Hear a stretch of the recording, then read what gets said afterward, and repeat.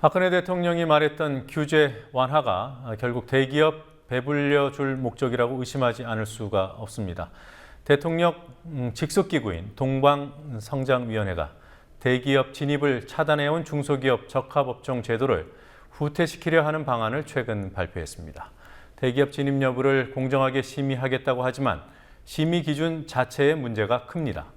중소기업이 그나마 길을 펴고 있던 몇 안 되는 업종에서 대기업의 역습이 시작되면 기존 중소기업은 물론이고 소규모 영세업체들의 생존권도 위협을 받을 수 있습니다. 강신혜 PD가 보도합니다.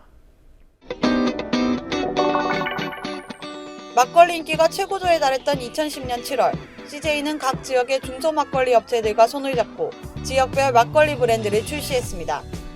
각기 다른 이름의 상품에 우리 대표 막걸리라는 공통 홍보 문구와 CJ 상표를 찍었습니다.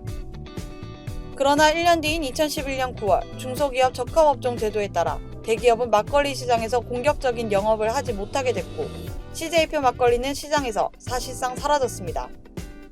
그 사이 서울탁주와 국순당이 시장 점유율 1, 2위로 전체 막걸리 시장의 60%에서 70%를 차지해왔습니다. 하지만 사정이 바뀔 수 있습니다. 정부가 막걸리 시장에서의 대기업 규제를 풀어줄 가능성이 커졌습니다. 빨래비누도 마찬가지입니다. 지난 3년간 LG생활건강 제품들이 시장에서 철수했고 그 틈에 무궁화라는 전문업체가 점유율을 40.9%에서 58.9%로 끌어올렸습니다. 시장에 나와 있는 빨래비누 제품 8종 가운데 6종이 무궁화 제품입니다. 정부는 중소기업 육성책이 오히려 중소기업 독점 현상을 만들었다고 보고 대기업 규제를 풀어줄 것이라는 전망이 나오고 있습니다.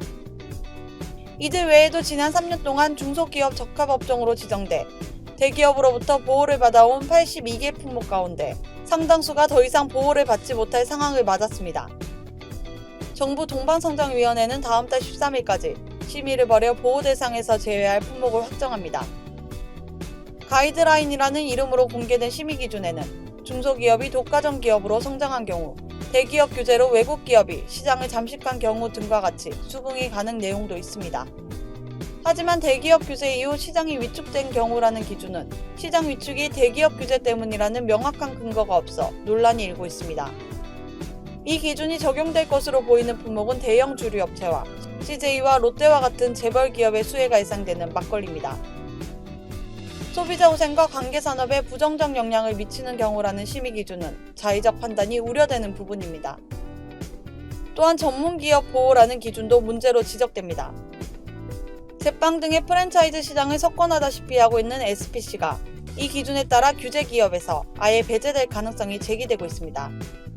이럴 경우 동네 빵집과 떡집에 미칠 파장이 적지 않을 전망입니다. 동방성장위원회는 심의에서 규제 지속의 필요성이 인정된다 하더라도 중소기업들은 관련 대기업과 조정협의 절차를 거쳐야 하고 이 협의가 깨지면 다시 동방성장위원회가 최종 결정을 하게 됩니다. 정부가 규제를 푸는 쪽에서 기울어진 상황이라면 중소기업들이 협의 과정에서 대기업의 압박을 막아내기는 무척 어려워집니다. 결국 중소기업 보호를 위해 도입된 적합업종 제도는 겨우 3년 만에 본래 취지를 잃게 될 위기를 맞았습니다. 국민TV 뉴스 강신혜입니다.